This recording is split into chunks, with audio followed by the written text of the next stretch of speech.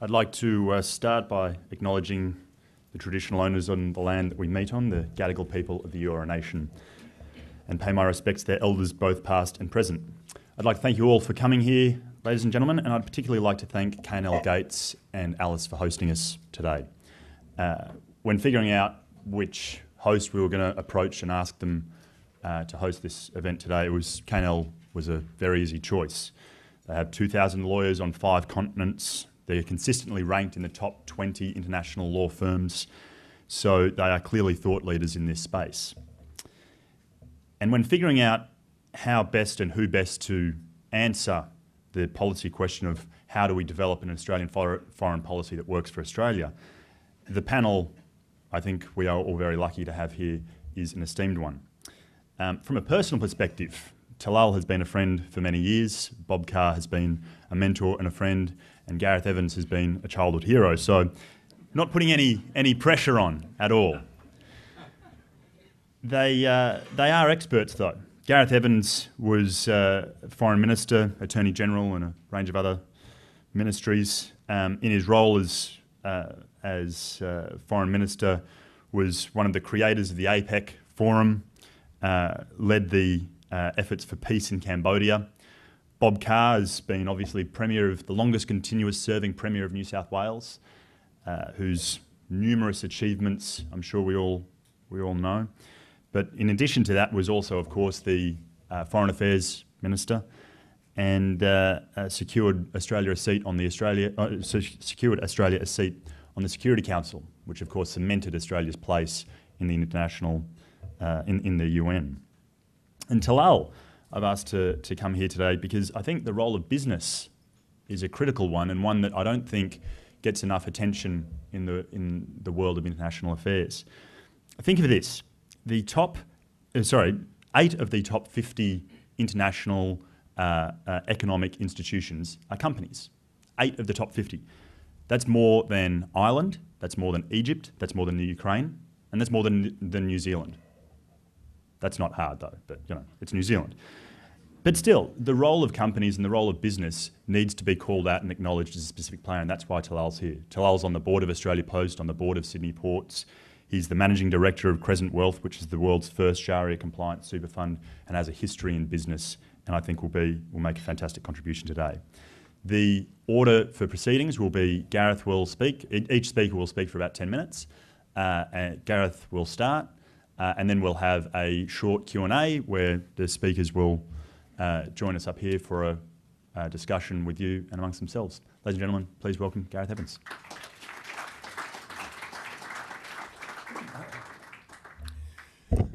Well, thanks very much, Sam, for that generous and nostalgic introduction. Thanks to K&L Gates, thanks to the McKell Institute for bringing us together. Basic theme of today's event is Australia's real national interest when it comes to foreign policy, and it's of course appropriate, whatever your ideological or party affiliation, to start thinking about foreign policy always from the perspective of what's in a country's national interests. But the question is what those national interests actually are. We're all familiar with the traditional duo of geopolitical strategic interests, security interests on the one hand, economic trade, prosperity interests on the other. But I've been arguing for years that in today's interdependent world, there's in fact a third category of national interest, which it's in every country's interest to recognise and to pursue.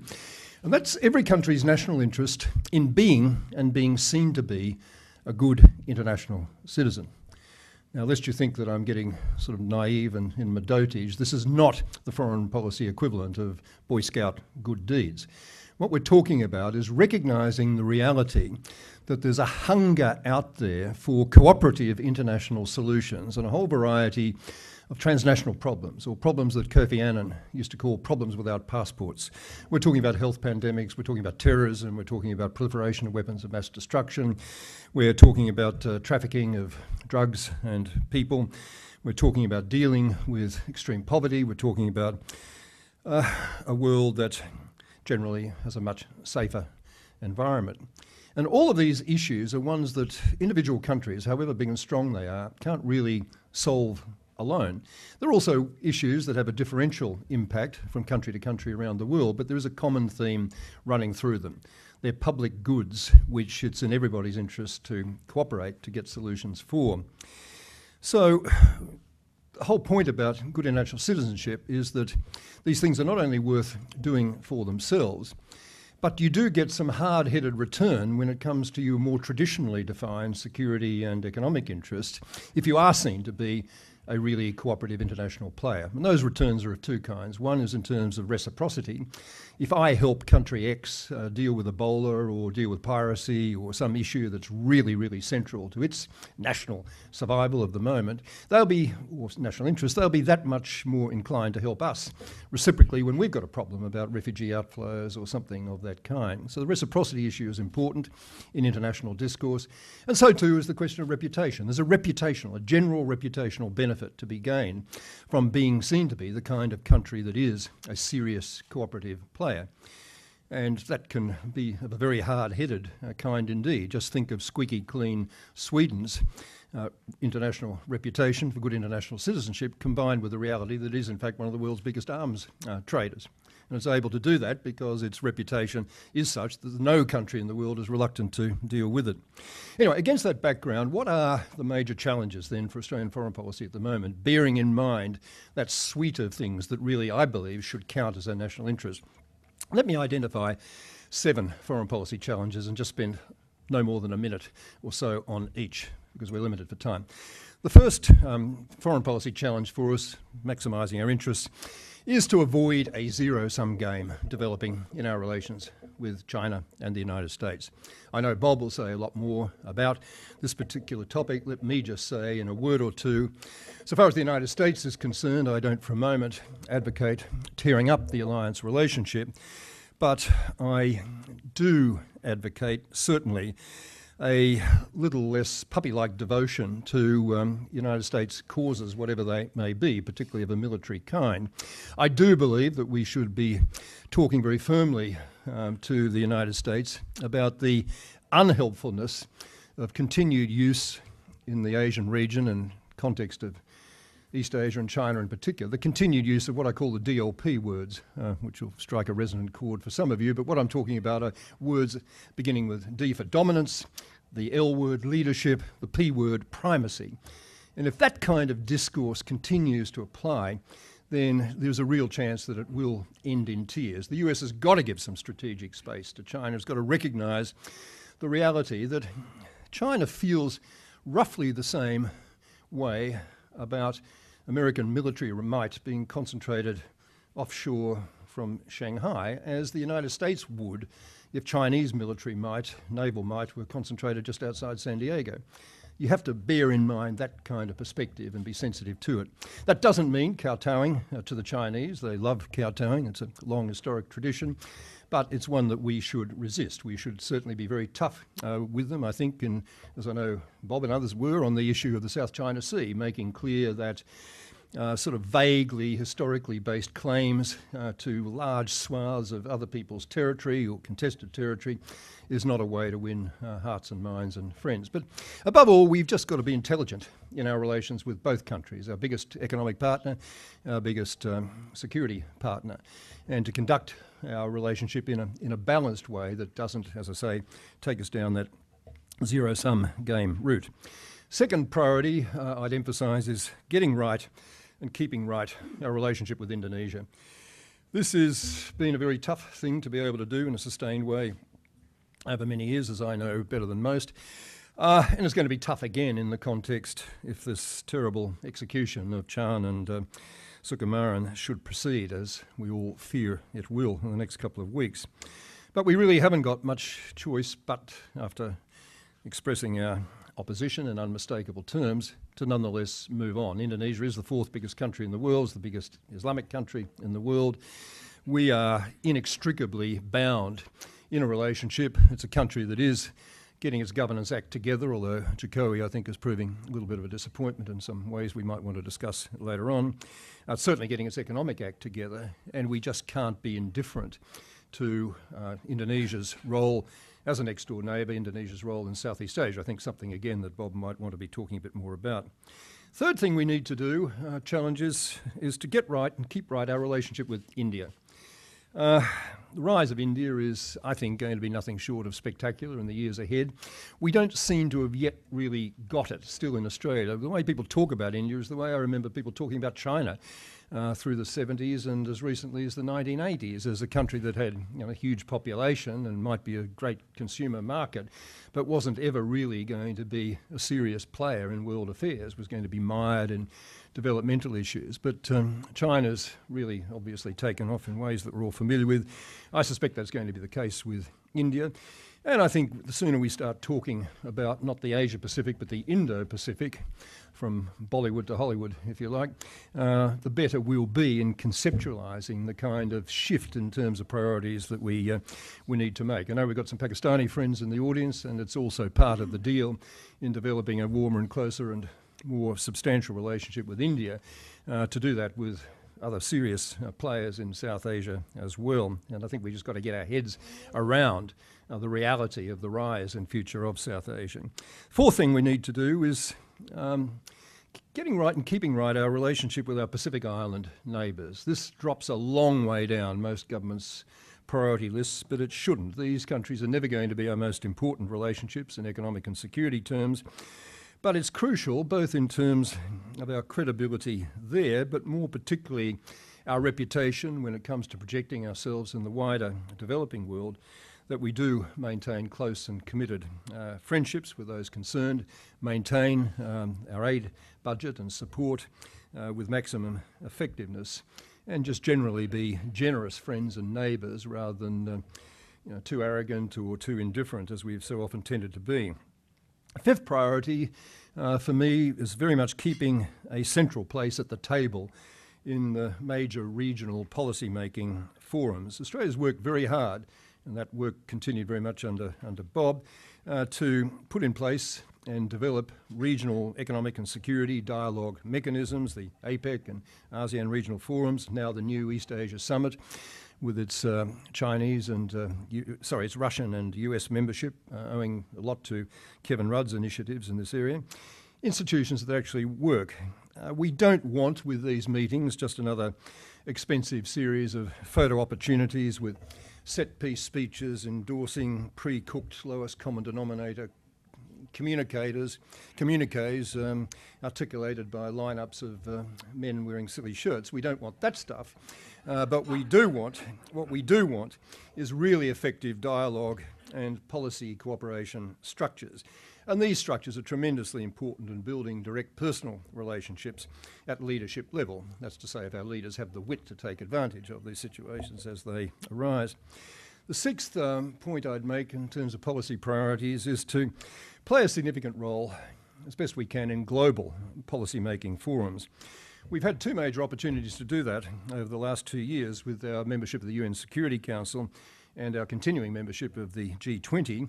I have to say we came very close to blowing both those opportunities in the case of the G20 in Brisbane, with Prime Minister Abbott's, I have to say, cringe-making recitation of Australian domestic issues at the opening of the Leaders' Summit. And in the case of the Security Council, with our equally cloth-eared, tin-eared negative vote on the Palestinian statehood issue on almost our last day on the Council. But that said, I think our performance on the Security Council was basically first class, owing a lot to the superb professionalism of the diplomatic team led by Ambassador Gary Quinlan on issues like Syria and so on. We came out with a considerable degree of stock of admiration for our performance. And I think it's also fair to say that because of the huge role that Kevin Rudd played with the G20 as a policy-making enterprise in the aftermath of the global financial crash, we haven't entirely dissipated our credit going into that forum when it reconvenes later this year. And it is important to think of the G20 as our best available continuing seat at the global policy-making table, and not just on economic issues, but hopefully a wider range of issues as well. A lot of other significant forums are taking place this year multilaterally: the Nuclear Non-Proliferation Treaty Review Conference, the Paris Climate Conference, the UN Summit on Millennium Development Goals rewriting. These are all superb opportunities for Australia, if it again has the wit and dexterity to play a good international citizenship role. Unhappily, the present government seems to be, Julie Bishop, I think, personally apart, pretty uncomfortable with multilateral diplomacy in any form outside the context of the comfortable Anglosphere.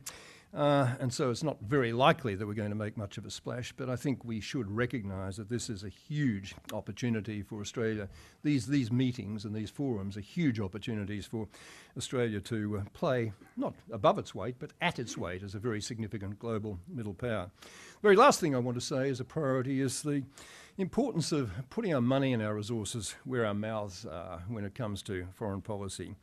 Generous and well-targeted aid is one of the most obvious ways of a country demonstrating its good international citizenship credentials. The credentials that we were building, the reputation that we were building by moving to a 0.5% proportion of GDP spent on aid, which is a decision we made under the last government, which put us among the top 10 OECD donors, has now been trashed, I'm afraid, by the present government, taking nearly $4 billion out of our aid commitment over the next 4 years, dragging us back to being on track for 0.22 again rather than 0.5, and back to around about 19th place in the OECD list. So that doesn't help us at all. Again, making a serious contribution to international policy making means actually spending more on the professional resources of our diplomatic corps. But DFAT gets just 1/20th of the vote that defence gets, and I think that's is and really for many years has been a misallocation of priorities.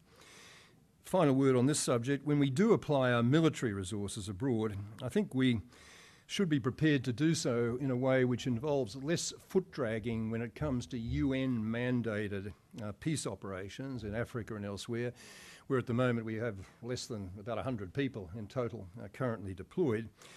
And on the other hand, being a little bit more circumspect when it comes to responding to phone calls from Washington. Our Afghanistan commitment, our more recent Syria-Iraq commitments have both been defensible in principle, but I think we would certainly be very wise to characterise the Syria-Iraq commitment as an exercise of our responsibility to protect populations at risk of mass atrocity crimes, rather than seeing it as a commitment to participating in waging an open-ended war on terrorism. When the West has tried to do that sort of stuff in the past, it's ended in tears. We've got to be very careful about being drawn into those sort of encumbrances in the future. So final word is that a country with Australia's record and reputation as an energetic, creative middle power, which has played a world-leading role in international diplomacy on both peace and security and other issues on so many occasions in the past, really ought to be setting our sights higher and acting a little bit more generously than we have been in recent times. And since this is the McKell Institute, after all, as well as K&L Gates, I think, conclude by saying that I'm really quite certain that under a Labor government we will again do both those things. But I'll leave that to you to make a judgment about. Thank you.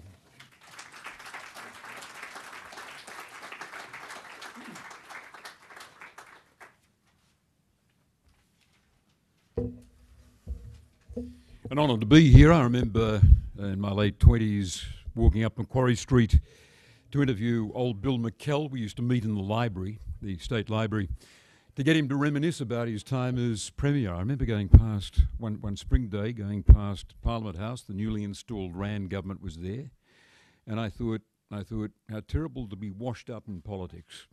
You got a government in there making big decisions. I've missed out on a chance for a Senate pre-selection. I'm now reduced to interviewing some old windbag about his time in state politics. I've just got to get used to being down and out and denied the political career that was always my expectation and entitlement. I've got great admiration for William McKell. It's wonderful that there's an institute that picks up his memory. I think one insight into the behaviour of the Abbott government in foreign policy, it hasn't been remarked on, is an attraction to the model represented by the Harper government in Canada. A kind of neocon flavoured government that takes the view that multilateralism is mostly a waste of time, boasts of having a values-based foreign policy, although is rather careful not to express that robustly when it comes to China relations, will vote with the US and Israel on any motion concerning Palestinian status or condemnation of settlements in the UN. I think somewhere in his history, Tony Abbott has picked up an attraction to the Canadian model of a values-based foreign policy. But he and the department have been astute enough to correct it. In China policy, for example, you'll see the summary that I wrote, I think we've distributed it, there was an early correction of a trend to picking up some of these themes.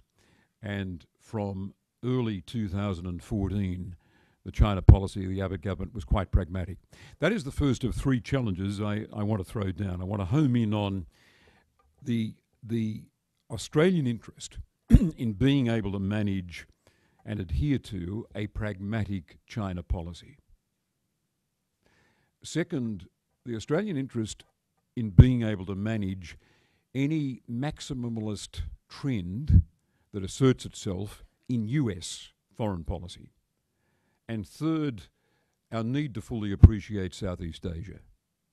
They're the three aspects of our national interest I want to focus on. You might say, in respect of China, well, what would be the alternative to adhering to a pragmatic foreign policy, a pragmatic policy with China? I think there are two temptations. One is that we move towards the notion of a deeper security understanding with Japan.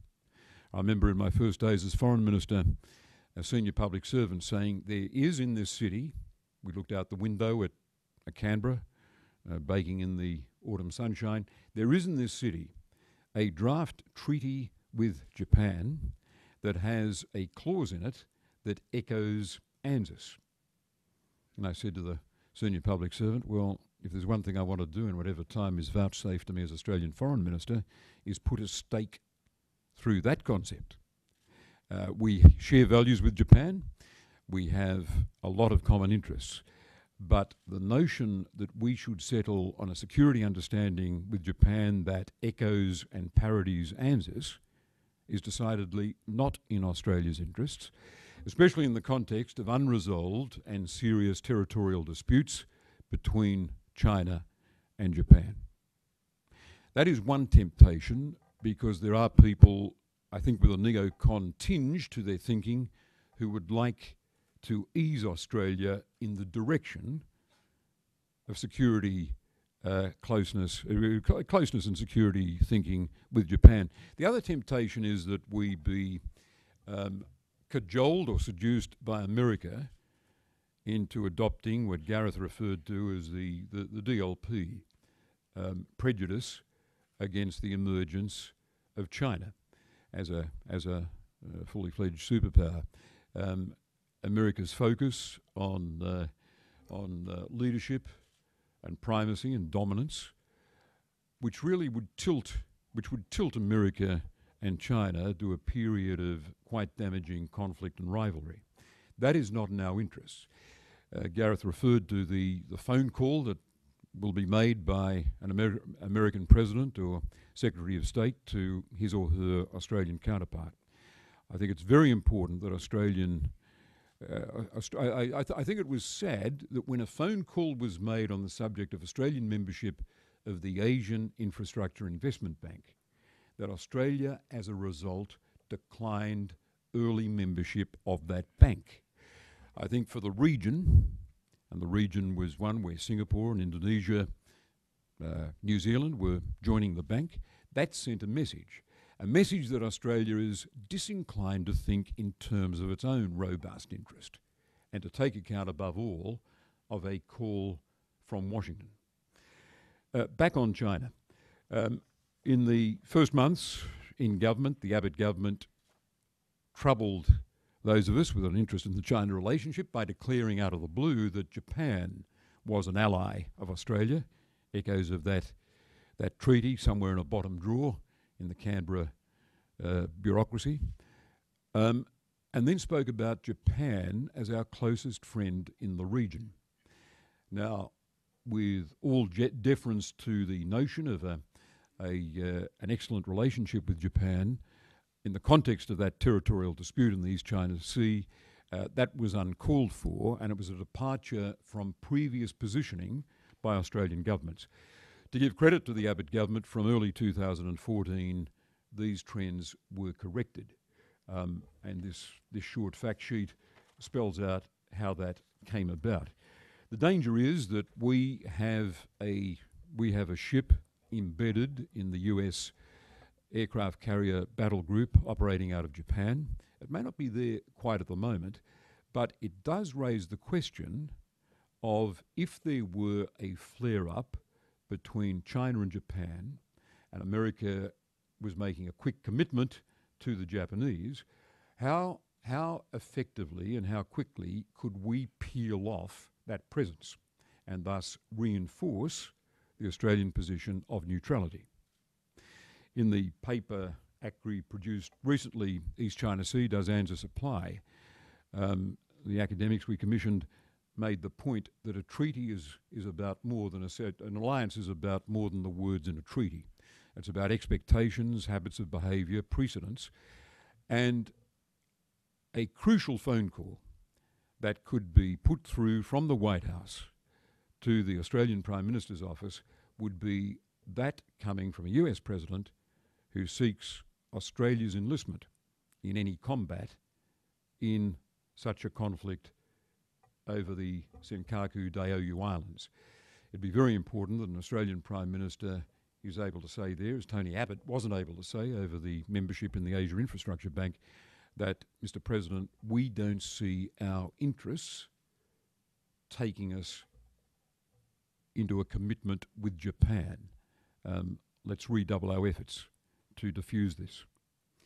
I think it's in Australia's interest to carefully weave neutrality in our relationship, at every opportunity, in our relationships with Japan, with China and with the US, when it comes to the possibility of a flare-up in the East China Sea, which is the most serious security situation in our region.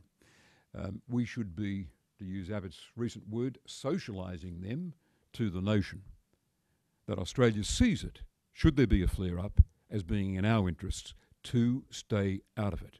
The formidable nature of our economic links in China, which I don't have to repeat or reinforce, is quite conclusive on this. That is Australia's interests when it comes to the possibility of a dispute in that maritime territorial framework. The second challenge, how do we manage our great ally? People can talk about the pathologies, I prefer the word enthusiasms, that can overtake American foreign policy. A recent book on American foreign policy called Maximalist deals with some of those impulses that alternate with impulses towards retrenchment in the running of American foreign policy. I remember being in the office taken there by Kim Beazley, our ambassador, of John McCain. There's a lot of Goldwater memorabilia around, and of course McCain succeeded Goldwater, a senator from Arizona. McCain said in that charming drawl of his, he said, "Yeah," he said, "we nominate candidates from Arizona, but we never elect them." I said, "Well, what would you do about Syria?" Because he was criticising the Obama restraint on Syria. And he said, "Well, we say, what would Ronald Reagan do?" He said, "We always ask ourselves that question around here. What would Ronald Reagan do?" I trembled with fear.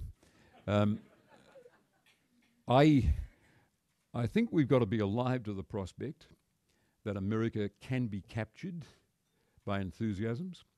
They could take on a maximalist direction. They could lead America into another phase of muscular foreign policy. Again, Gareth referred to the DLP words, applying to America's sometimes paranoid approach, jumpy approach, anxious approach to the inevitability of a Chinese superpower. I've got to say, we must acknowledge the sober realism from the Obama administration.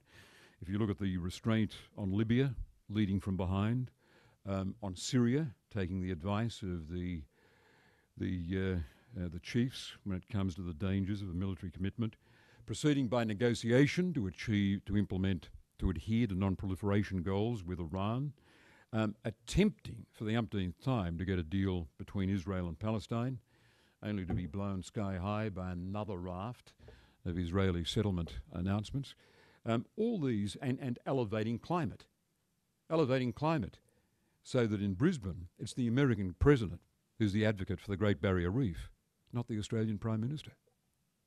Now, the danger is that our relationship, a Labor government and an Obama administration, was so comfortable, and before it, John Howard's relationship with the George W. Bush administration was so comfortable, that we have lost the habit that was there in the 1980s and early 90s, Gareth can testify to it, of good, healthy disagreements with the United States as an ally. The coziness we've had dealing with Kerry and Hillary, and the coziness our predecessors had in dealing with George W. Bush, makes it difficult to normalise a situation where we stand up robustly for an Australian interest that may be distinct from an American interest. Third challenge, Southeast Asia, elevating Southeast Asia in our consciousness. One Australian academic I respect said, when I'm asked how does Australia choose between America and China, I always say we choose Southeast Asia. It was an interesting, provocative notion to throw at us. I actually don't think we could do much more diplomatically in our work in the 10 nations of ASEAN. But I believe our government falls short and our education system, for whatever complex reason, falls short. We're reminded by a decision of the Malaysian courts in our newspapers today of the challenge of governance in this part of the world. What looked in the 1990s to be, in the early years of this century, to be an unmistakable movement to more pluralism in politics now looks somewhat challenged.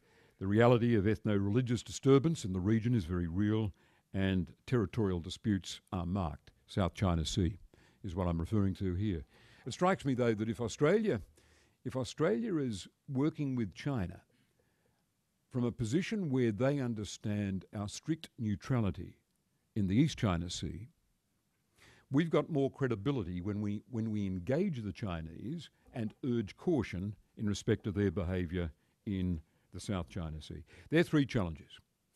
Managing the enthusiasms of an America sometimes bent on pushing boundaries, settling and adhering to a pragmatic policy on China when that might be challenged by pressure from Japan and arguments from the US, and elevating Southeast Asia in our national consciousness. They don't see us as being committed to Asia. They still imagine that the Australia they're dealing with is the Australia that spoke about it through the mouth of John Winston Howard as a deputy sheriff in Southeast Asia. That impression that makes us cringe with embarrassment still lingers in Thailand, in Malaysia, and in Indonesia.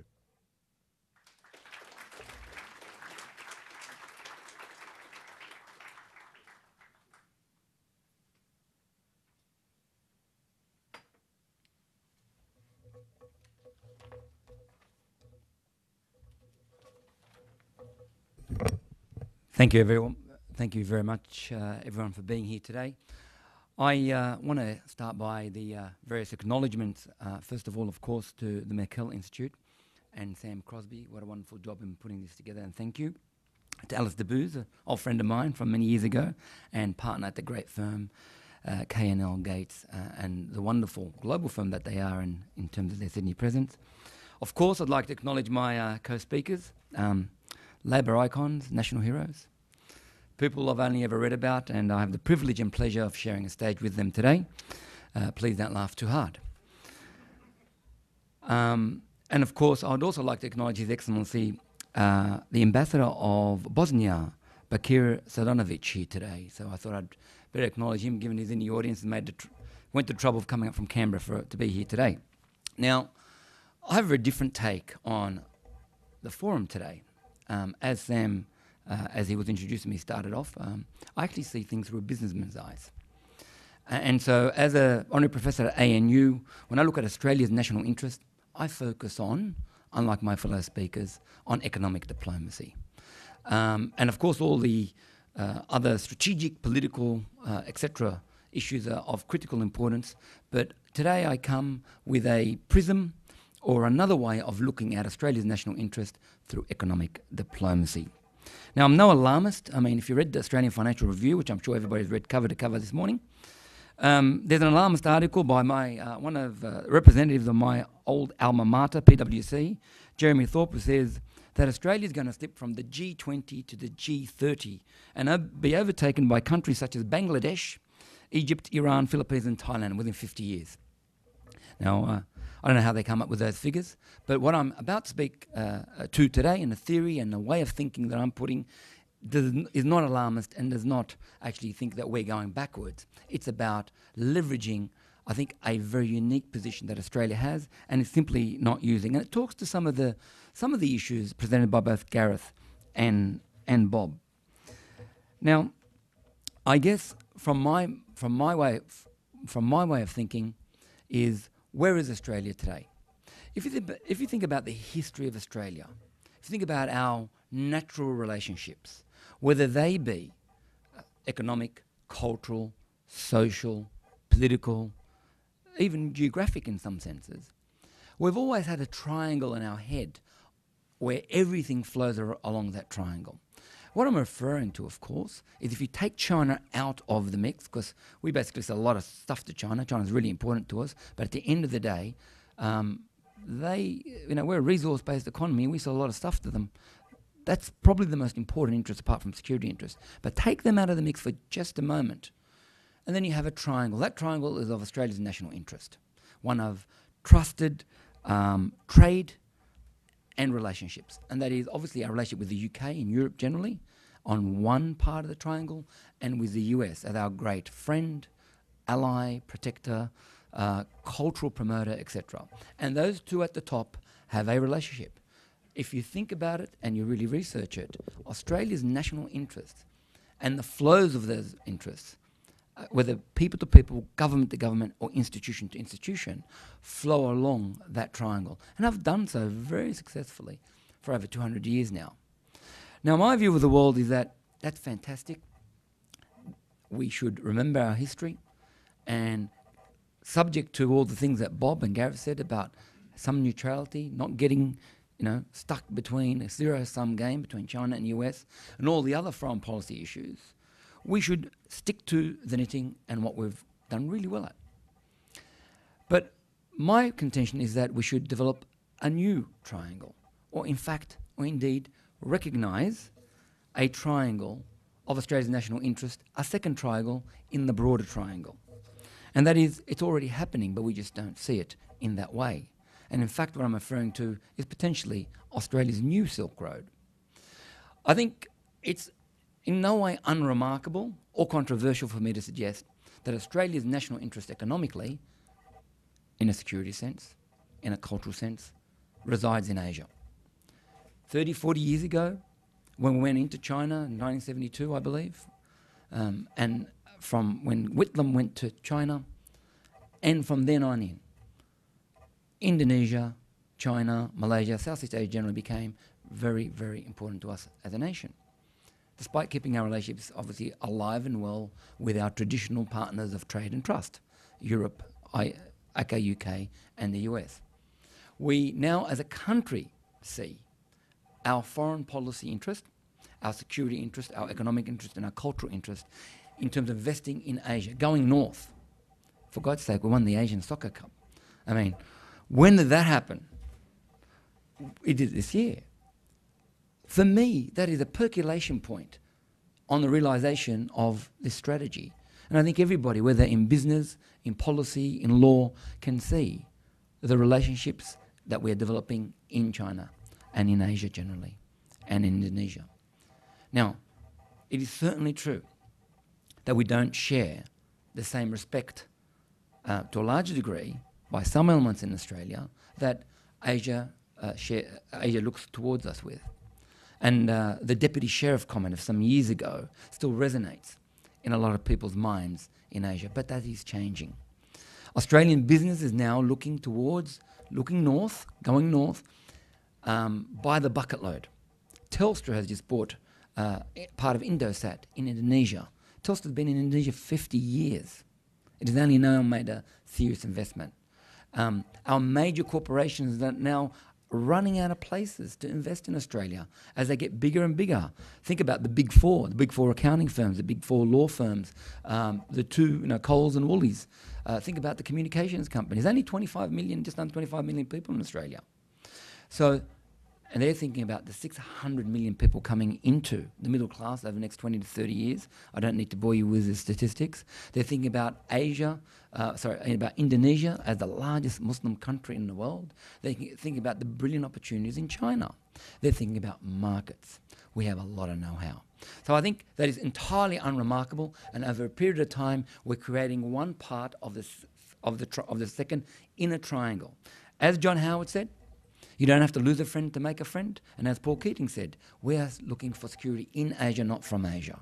So I think I'm on safe ground. Where I'm not on such safe ground is the next part of the triangle. Because my prism that I'm asking you to consider as one of the ways to think about Australia's national interest is to turn left and to go to the Arab world, in particular, the Gulf. So my strategy is go north, turn left, and back again. So why the go north, turn left and back again? Because I believe that is Australia's, over the next 50 to 100 years, that is Australia's new Silk Road. Why is that? We're one of the wealthiest countries in the world. We are the best country in the world. I'm a bit subjective.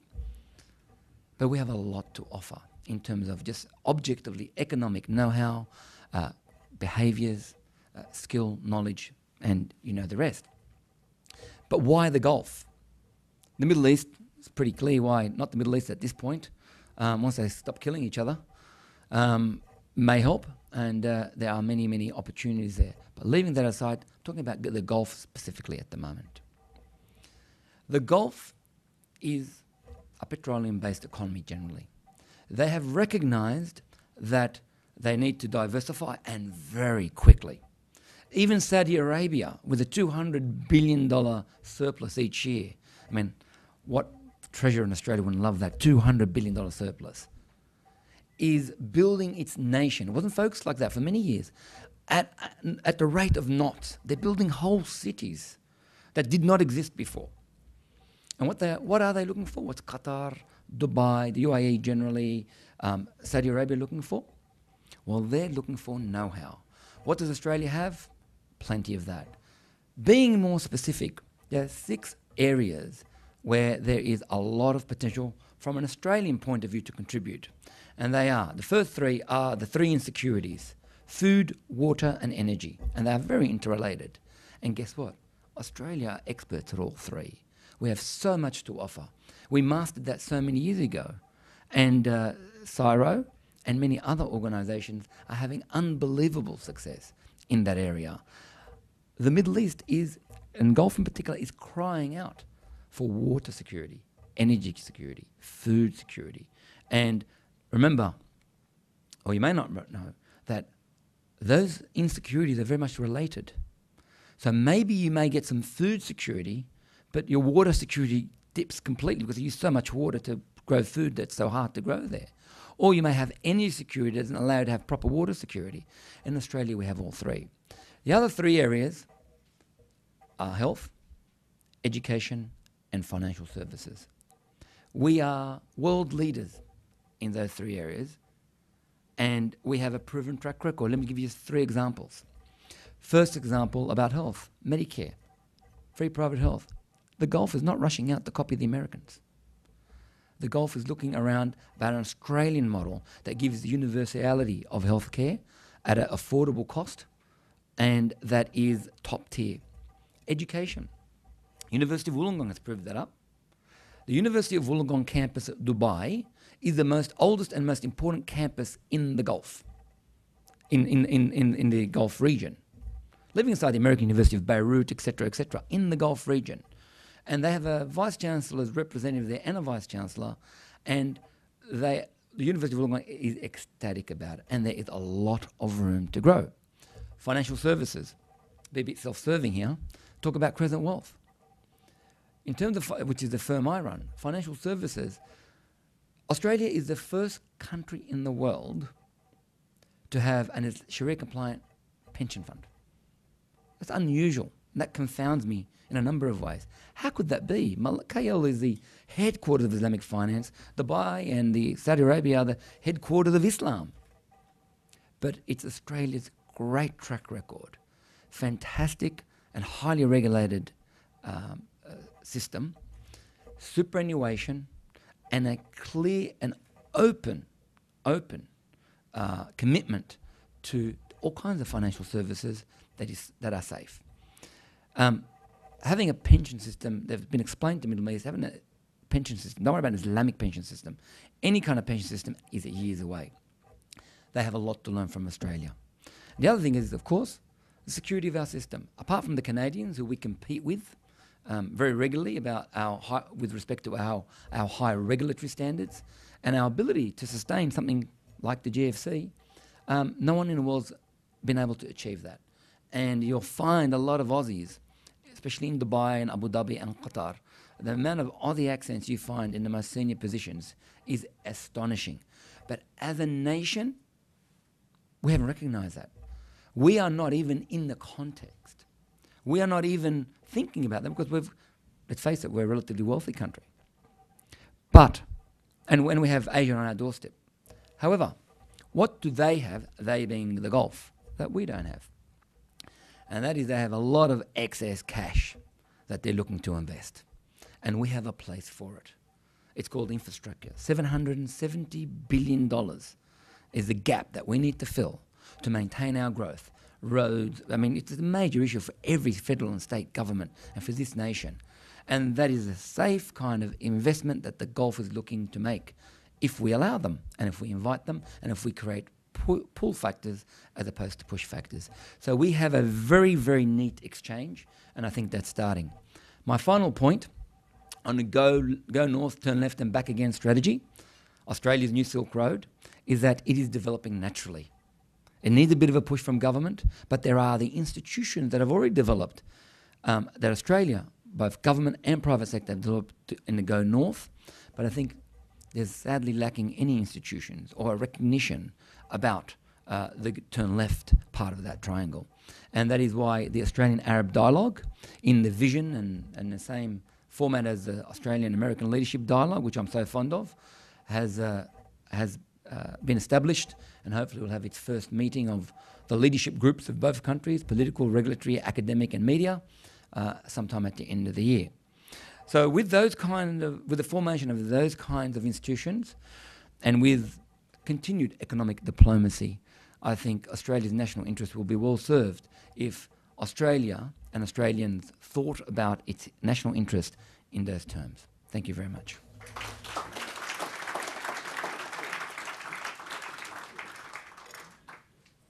Could I ask our three professors to join us on the stage?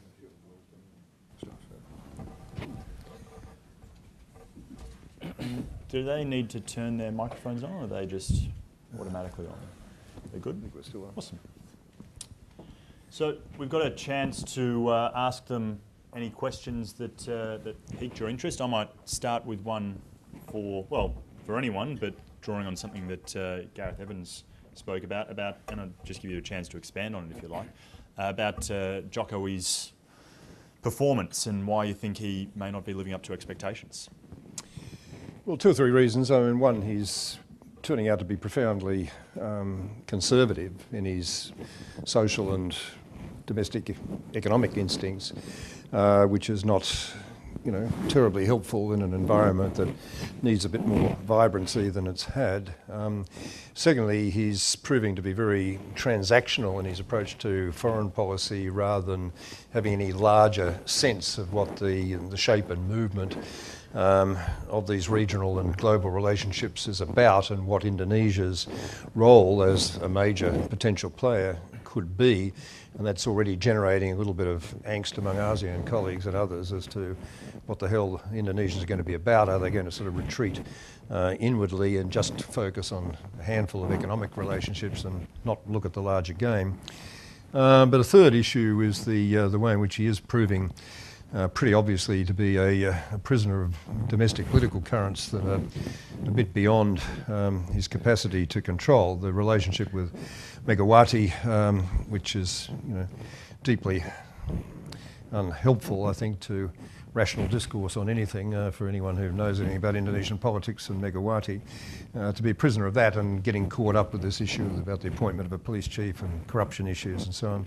He's having trouble there, and he's also needing, in this very difficult domestic political environment, to demonstrate his cojones, his testosterone, and that's unfortunately what we're seeing working itself out in the context of the drug trafficking convictions and the absolute determination to execute people without regard to any individual circumstances. So all of these things are disappointing, and we all look to Jokowi as a breath of fresh air in terms of a real democratic grassroots sentiment manifesting itself. The alternative was pretty awful, the man on horseback, Prabowo, and certainly I don't think there'd be any sentiment in the way Prabowo handled the executions issue.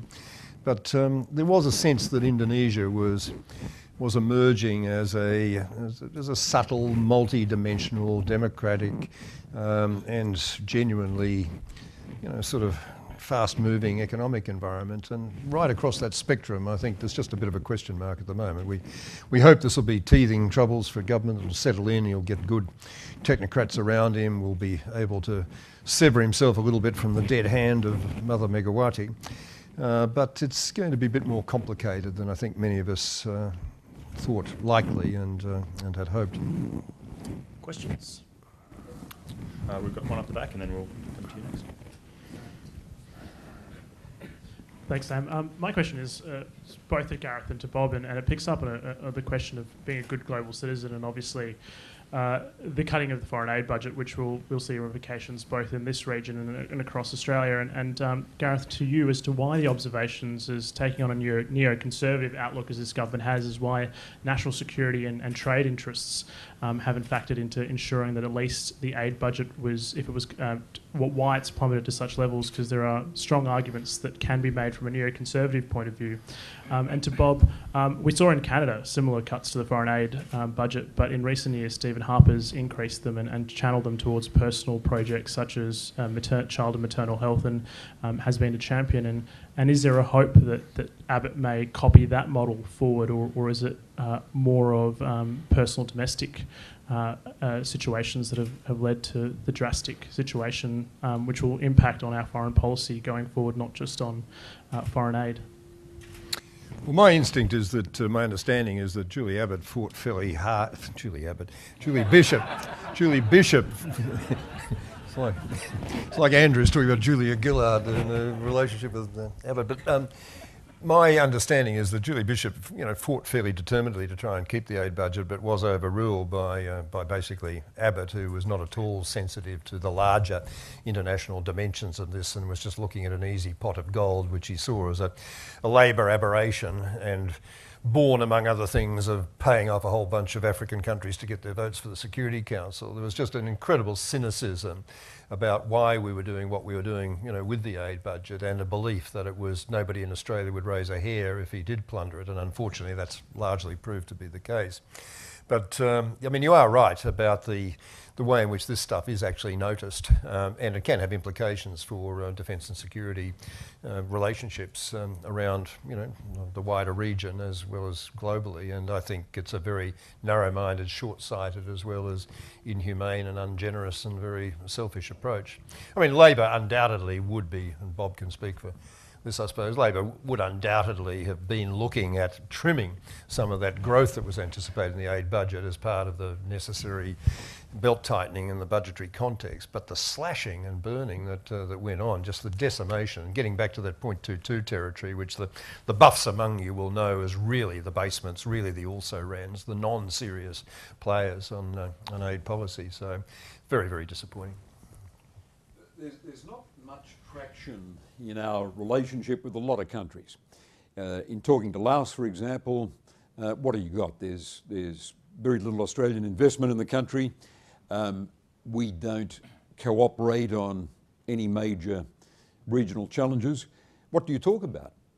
Well, our overseas development assistance figure's very big. And you can be immensely proud of a country like Australia that has taken upon itself to clear up unexploded ordnance across Laos. Terrible indicators like the observation that Laos had more more tonnage dropped on it than Germany in World War II during the Vietnam War. The US is noticeably not present in going out into the fields of Laos and identifying it and safely exploding the bombs before they can blow the limbs off. More youngsters working in the fields. That is Australian aid that positions us as a good global citizen, and at the same time is a major component in our relationship with one of the 10 nations of ASEAN. I was talking to a woman who headed US aid, and I said, this is probably only true of a middle power like Australia. She said, no. She said Hillary found herself, and her predecessors found themselves speaking to countries where the biggest and most obvious thing to talk about in their bilateral exchanges was what America was doing in aid. It is the right thing to do, but it enhances Australia's influence in the world.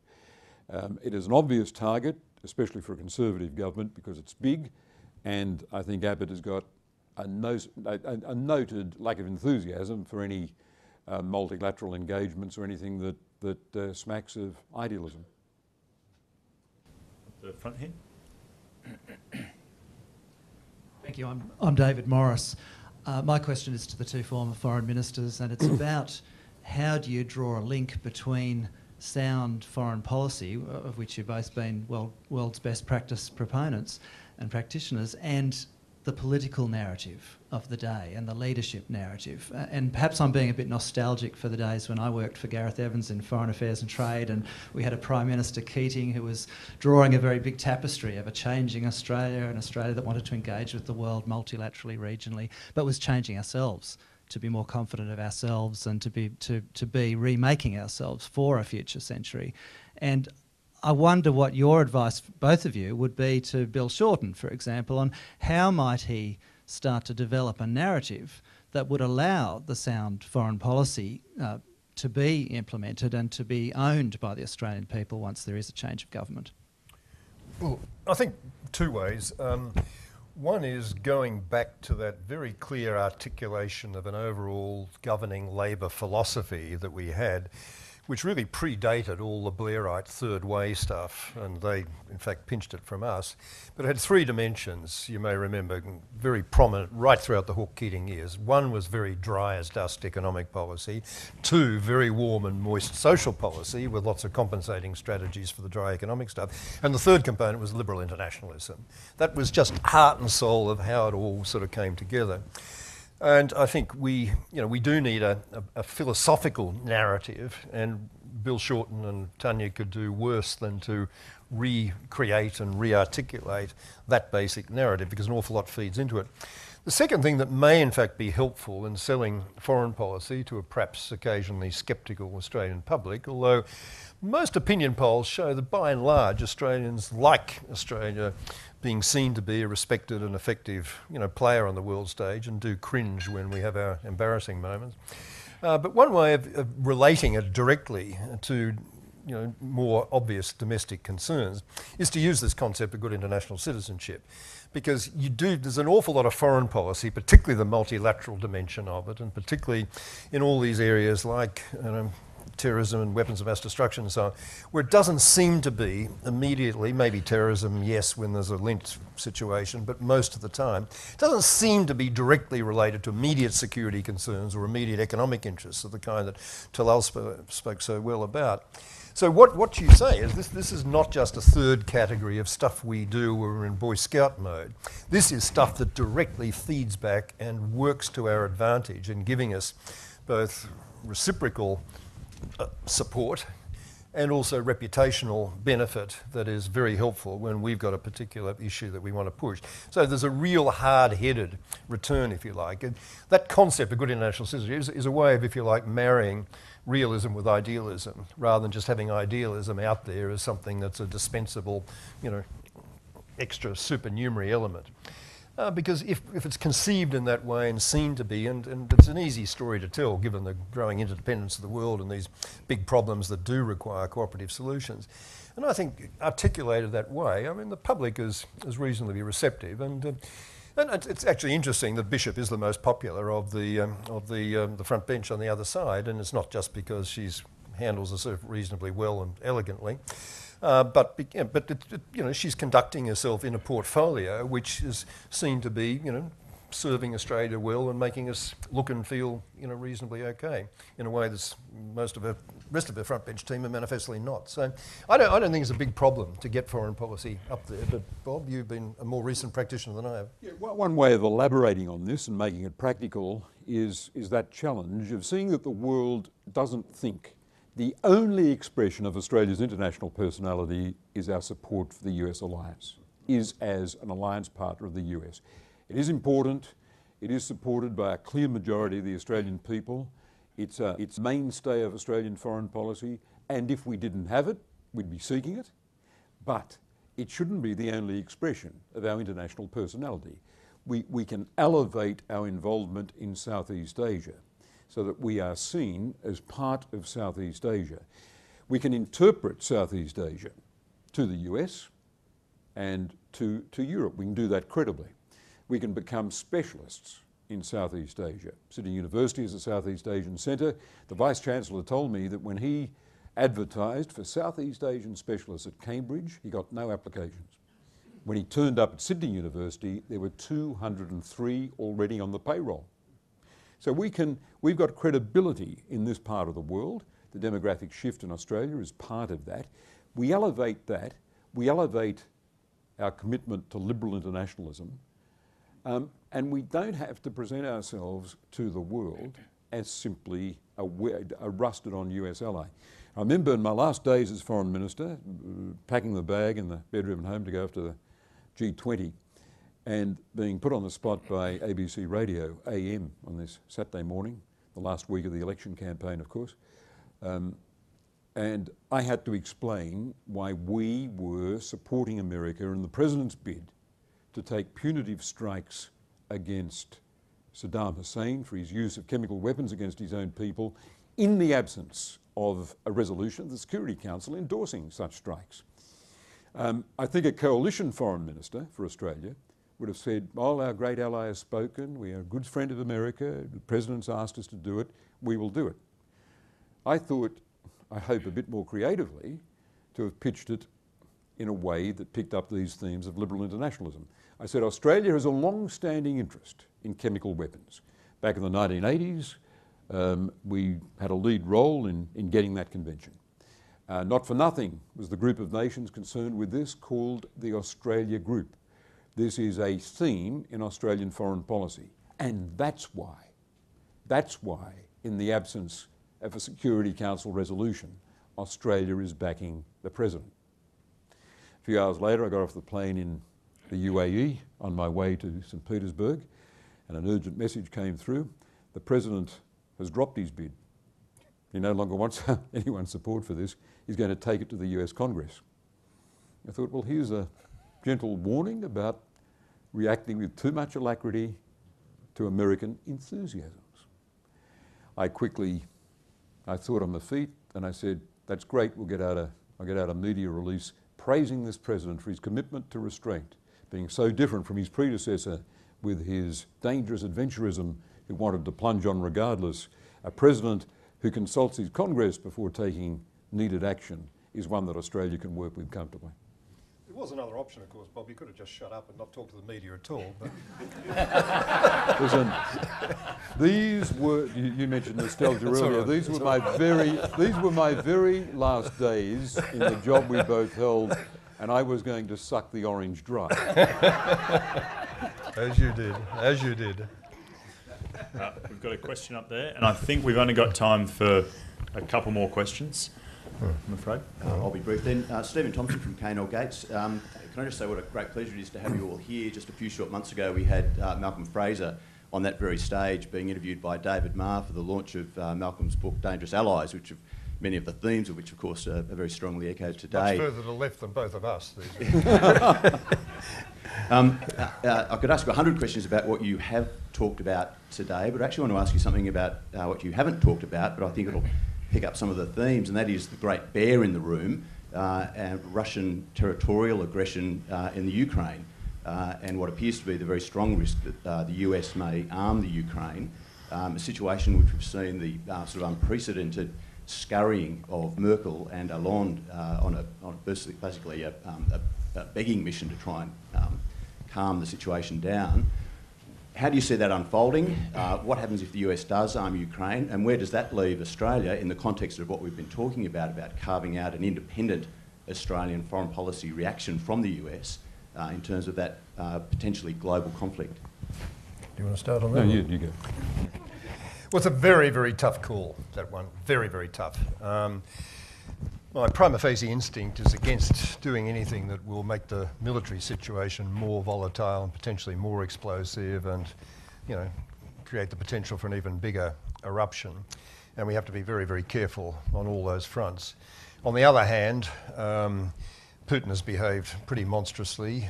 It has been pretty obviously a tearing up of some of the fundamental principles of the rule-based international order, the Helsinki Agreement, the basic rules of the UN Charter with the incursions, the intervention, whether acknowledged or not, first of all in Crimea and now more militarily in Ukraine. And it's, very unwelcome just to stand by and see nothing really done to reverse that.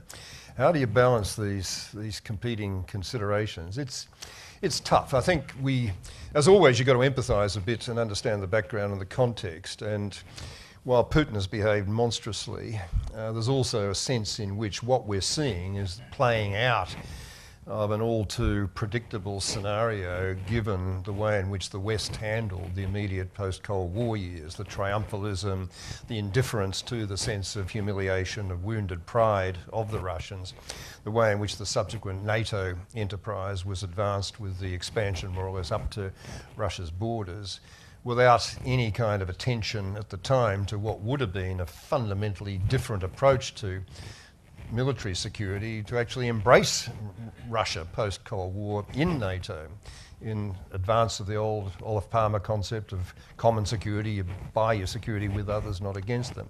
But that was conceptually beyond the capacity of the triumphalists in the West to grasp. They were just enjoying the sense of humiliation and disappearance from that credible scene.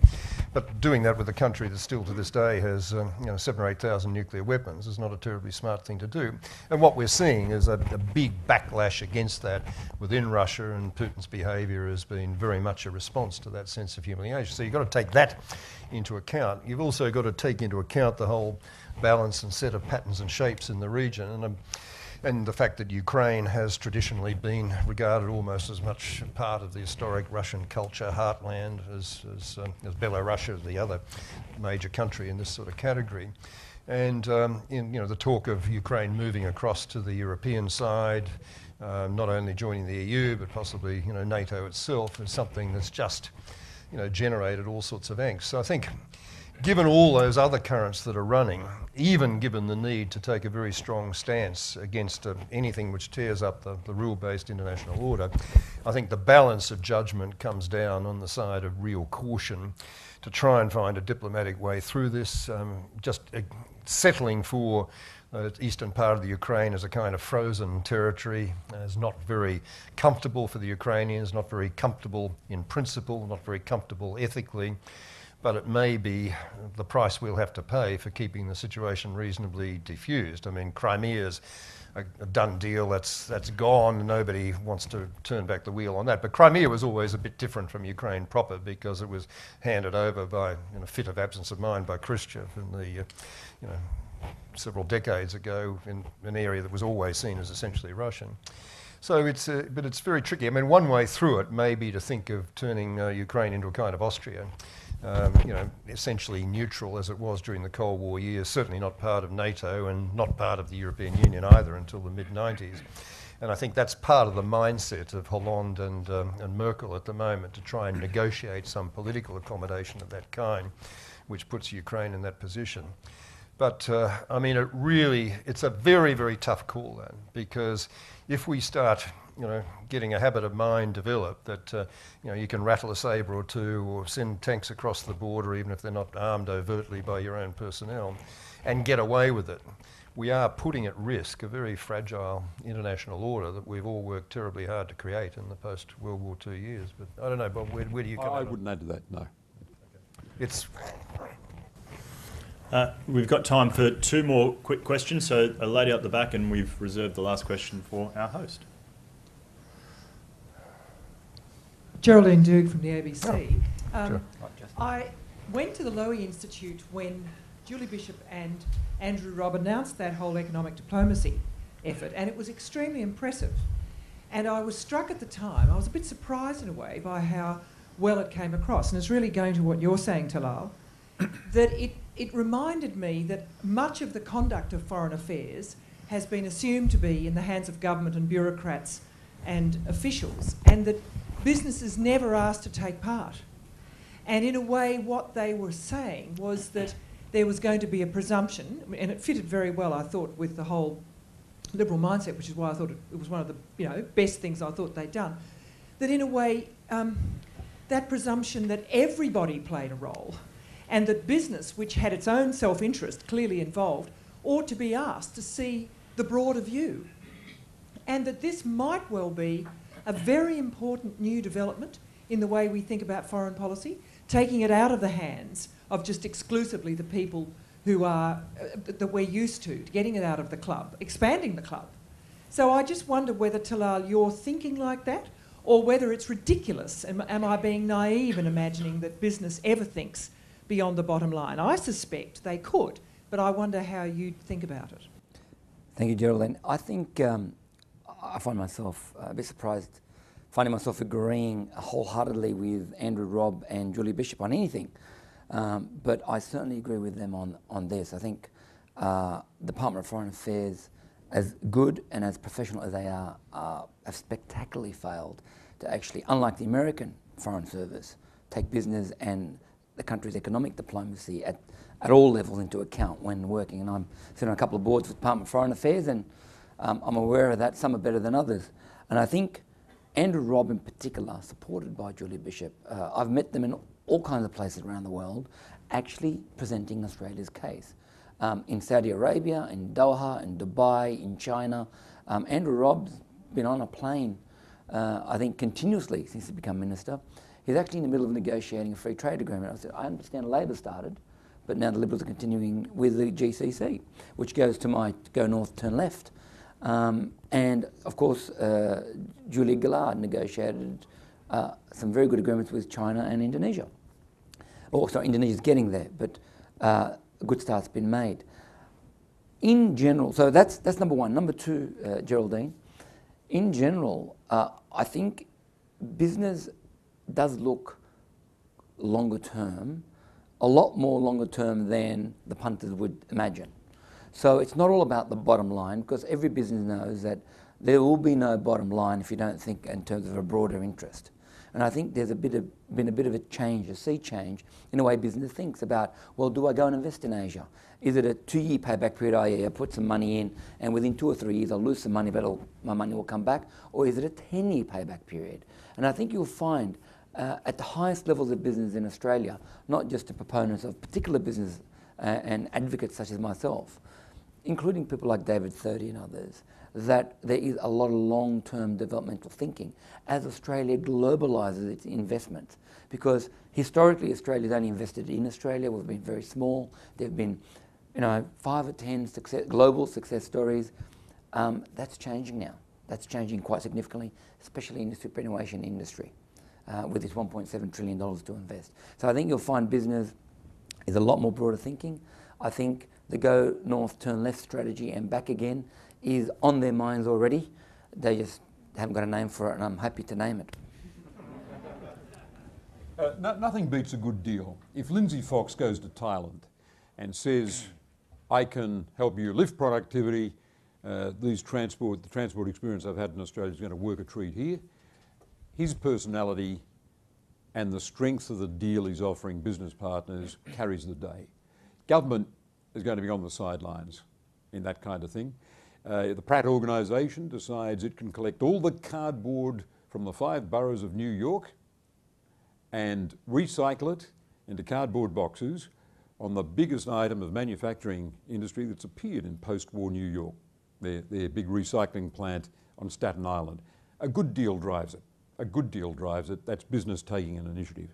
I think business can correct some trends in Australian foreign policy. If you look at that thing I wrote, the summary of China policy under Abbott, you've got this trend in the first 3 months of the Abbott government where Japan's our best friend in Asia, where we are an ally of Japan, concepts not heard of before, where we lead other nations following in America's wake in condemning Chinese behaviour in the East China Sea, the declaration of the no-fly zone.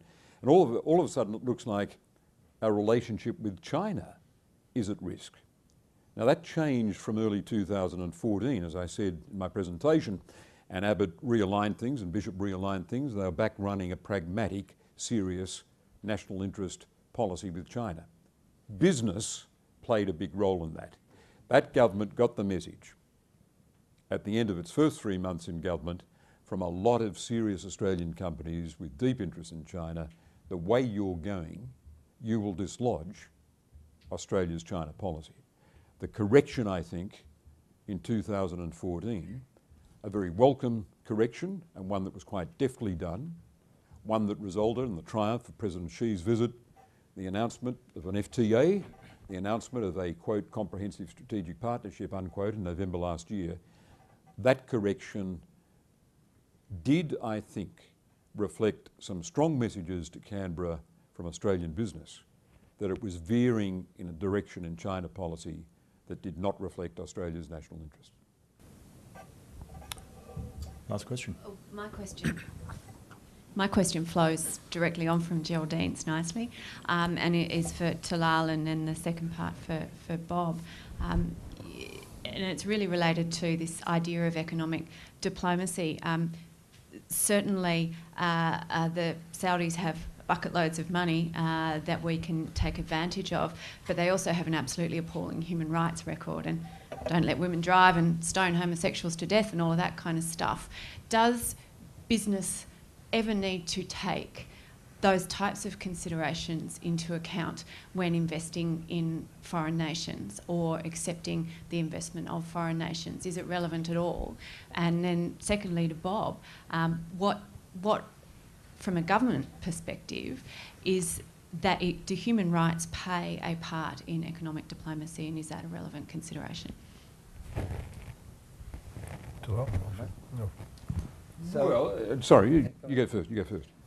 So just responding to one of Bob's very good comments earlier on, business does drive the economic relationships and economic diplomacy. Government just kind of has to open it up and be positive and show the way, i.e. getting us visas. This goes into the Saudi Arabia question. Saudi Arabia is a very unique country. Very unique because it's not very open. It is now only opening up with the death of the king. He's the last in line of 32 children of a particular king, 1940 or something. And you will find a lot of changes. In terms of business investing in human rights, well, first of all, let me tell you that Saudi Arabia has arrived on our doorsteps and is here in big numbers, and I'll explain what I mean in a moment, which would be unusual for most people to know. There are 15,246 students at master's and PhD level in Australia studying in Australian universities. If anybody's in academia, they would know they are the premium students to have. In fact, the government of Saudi Arabia has a cultural attaché in Canberra with a whole department, 250 people, that run that program. That's point number one. We're already accepting Saudi Arabian money. They are involved in a big way with us, and the current ambassador is doing a great job actually building the relationship between the two countries. In terms of going to Saudi Arabia and say, okay, well, they're a different culture, etc., I accept entirely that there's a lot about Saudi Arabia I don't like. And I'm not a diplomat, and I'm not a politician in that sense. So I can say that quite freely. Not letting women drive, beheadings, etc. But if you do go to Saudi Arabia, and I do constantly, all we know, like most of the world only knows Australia through its personality as a slave to the US in terms of voting. Yes, we're with you wherever you want to go. All we know about Saudi Arabia is the things you've just mentioned. But most people haven't been to Saudi Arabia. It's a lot more complex. It's a lot richer than that. They do have things we don't like, but guess what? A lot of things in Australia that others don't like about us, i.e., we get all upset about some, in inverted commas, some cattle in Indonesia, and all of a sudden we cancel multi-billion-dollar contracts because of that. But we can't get too upset about two people being executed. That's being said in the Asian media. So I would counsel actually getting to know the nation, acknowledging that there are some things that we don't like, and I certainly don't like parts of the things that Saudi Arabians do, but a lot of Saudi Arabians don't like it either, And so business does have to take a responsible view, but it's not a government, and it's not there to hold to account the country based on its own social values. Having said that, it's not, you don't go and do a deal in North Korea and say it doesn't matter what's happening. I've got to say, business and government, whilst they are separate in Australia, that cannot be said in other countries, follow one another's lead. If Tony Abbott gets up in Beijing and says, Japan's our best friend, business people will yell and rant about the fact that you're damaging our relationship, we can't do work there, because all of a sudden the whole characteristics of you going to China change. The whole environment changes for you. If, for example, business is really, and the other way around, really intent and saying there's a great opportunity in Indonesia, we should open up Indonesia, then a government follows. But I think government leads. Government leads, business will follow. Anybody will do a good deal, but I remind you about Telstra again. Telstra's been in Indonesia for 50 years. We've had, in terms of a political relationship, great relationship. Any foreign minister will tell you we've got a good relationship with Indonesia. It is really important to us, and we are really important to them. But on a business-to-business, people-to-people level, we've got almost no relationship. It's only just opening up now. Jokowi now comes in, and we all think he's this business president, and he's disappointing so far. He's actually all about local economics and local politics. And so that's my point about human rights. So do we as Australian business now say, well, we don't agree with the execution of 2 convicted drug dealers, they happen to be Australian, we'll not do business there? Next question. We believe these truths to be self-evident, etc. Our societies, Western societies, believe in universal values. China doesn't believe in universal values, it subscribes to codes of conduct. Saudi Arabia will resist any notion that the values of the West are to be applied universally. Henry Kissinger's book on China was interesting because it was valuable, in that central message that post-Tiananmen, Western pressures, that is American pressures, did not deliver political change in China. He finds very polite ways of sending, in that book, through those half dozen chapters, of sending the message that pressure from Washington, from Capitol Hill, from a publicity-seeking Congress and from candidates running in primaries will not produce a political reform agenda in China, topped with the announcement that China was going to become a multi-party democracy. I think we've got to live with that. It's up to businesses to decide whether investing in a certain jurisdiction, Zimbabwe, North Korea, will involve unacceptable reputational risk, apart from the other risks you have in going into an uncertain dictatorship or authoritarian regime. Can I just add that I believe from my own experience that running a pragmatic economic policy is not inconsistent with running a universal value-based foreign policy which does emphasise and insist upon and constantly communicate human rights values to a lot of rather reluctant listeners. I think it's very important that the concept of universal human rights, Bob's emphasised that, be constantly articulated. These are things in the UN Charter, these are not Western values, they're universal. And it's important that these countries, however unresponsive they might be in the short term, the medium term, it's important that these countries continue to hear that message constantly relayed in all sorts of contexts, bilateral and multilateral. Because in the absence of that kind of message continuing to be relayed, they will retreat into a very, very comfortable form of solipsism and total indifference to these things. But over time, this pressure does have its utility.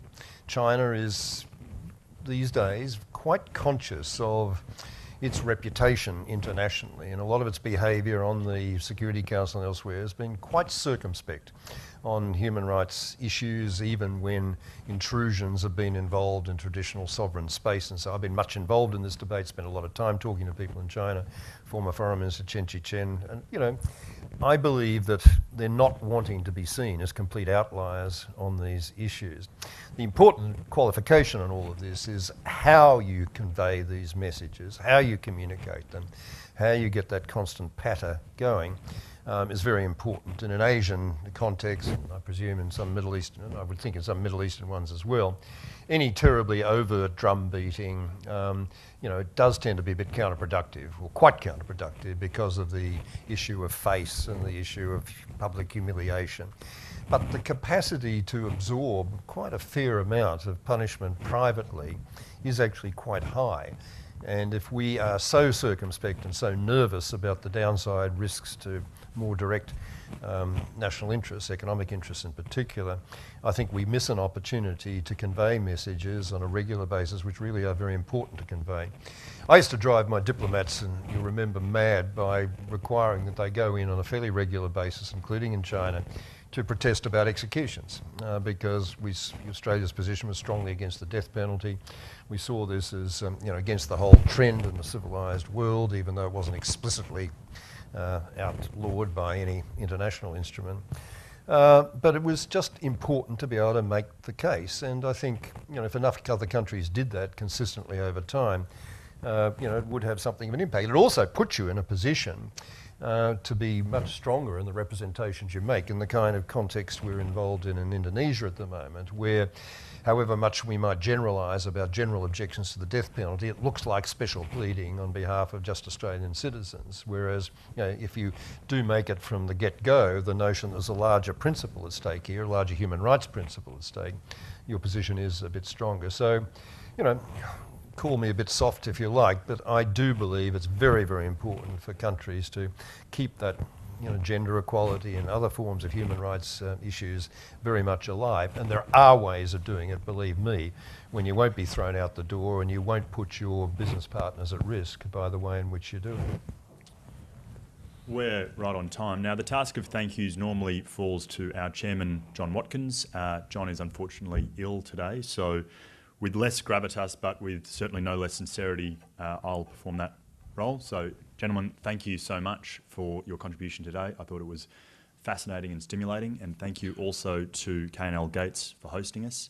I'd also like to thank my staff, who have had a pretty phenomenal last couple of weeks putting this and other events together, and never get enough appreciation from me or really anyone. But so thanks, guys.